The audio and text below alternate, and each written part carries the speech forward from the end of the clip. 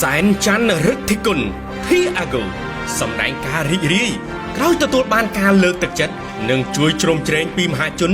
ដើម្បីគុណខ្មែរ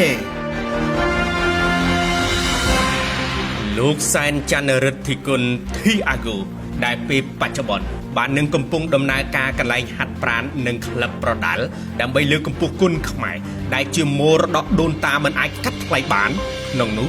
រូបលោកពេលនេះក៏ជាពលរដ្ឋខ្មែរមួយរូបផងដែរ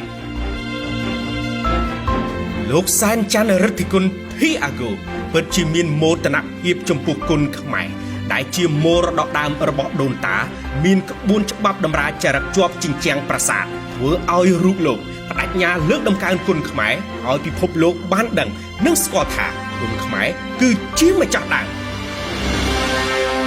យ៉ាងណាលោកសែនច័ន្ទរិទ្ធិគុណធីអាហ្គូ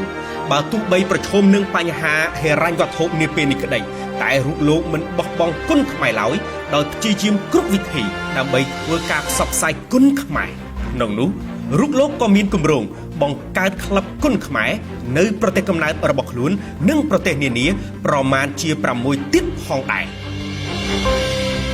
ដោយមើលឃើញពីការផ្ដល់តម្លៃនិងលើកកម្ពស់គុណខ្មែររបស់លោកសែនច័ន្ទរិទ្ធិគុណធីអាហ្គូយ៉ាងដូចនេះនៅព្រឹកថ្ងៃទី20ខែកុម្ភៈឆ្នាំ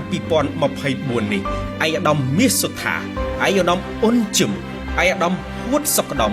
និងឯកឧត្តមទូចចំណានបានអញ្ជើញទៅជួបដោយផ្ទាល់ជាមួយលោកសែនច័ន្ទរិទ្ធិគុណធីអាហ្គូ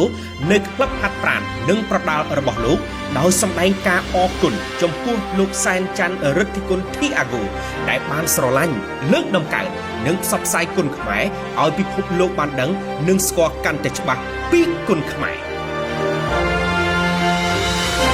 ក្នុងនោះឯកឧត្តមមាសសុថាព្រមទាំងឯកឧត្តមអ៊ុនជឹមឯកឧត្តមហួតសុកដំនិងឯកឧត្តមទូចចំណានចំពោះមុខនឹងព្យាយាមរកគ្រប់មធ្យោបាយជួយដល់ក្លឹបប្រដាល់របស់លោកសែនច័ន្ទរិទ្ធិគុណធីអាហ្គូឲ្យបន្តដំណើរការក្នុងការបង្ហាត់បង្រៀនគុណខ្មែរដល់កីឡាករជំនាន់ក្រោយព្រមទាំងការផ្សព្វផ្សាយគុណខ្មែរនៃក្លឹបរបស់លោកសែនច័ន្ទរិទ្ធិគុណធីអាហ្គូមិនថាទាំងក្នុងនិងក្រៅប្រទេសឡើយព្រោះការលើកដំកើងគុណខ្មែរនៃមរតកដូនតាគឺជាកាតព្វកិច្ចរបស់យើងជាពលរដ្ឋខ្មែរ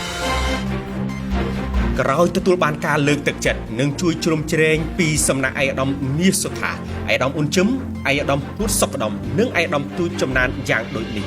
លោកសែនច័ន្ទរិទ្ធិគុណធីអាហ្គូបានសម្ដែងក្តីរំភើបរីករាយនិងថ្លែងអំណរគុណយ៉ាងជ្រាលជ្រៅបំផុតជូនចំពោះឯកឧត្តមទាំង4រូបនិងស្នើសុំការអញ្ជើញឯកឧត្តមជាកិត្តិយសក្នុងពិធីក្លឹបរបស់លោកនាពេលខាងមុខនេះផងដែរទោះជាយ៉ាងណាពេលនេះលោកសែនច័ន្ទរិទ្ធិគុណធីអាហ្គូច្បាស់ណាស់គឺកំពុងត្រូវការបងប្អូនដែលជាពលរដ្ឋខ្មែរជួយដល់លោកក្នុងការផ្សព្វផ្សាយគុណខ្មែរដែលជាមរតកដូនតាទាំងនៅលើឆាកជាតិនិងអន្តរជាតិពិសេសគឺការបណ្ដុះគុណខ្មែរដល់អ្នកជំនាន់ក្រោយដែលស្នេហាវិស័យកីឡាប្រដាល់គុណខ្មែរ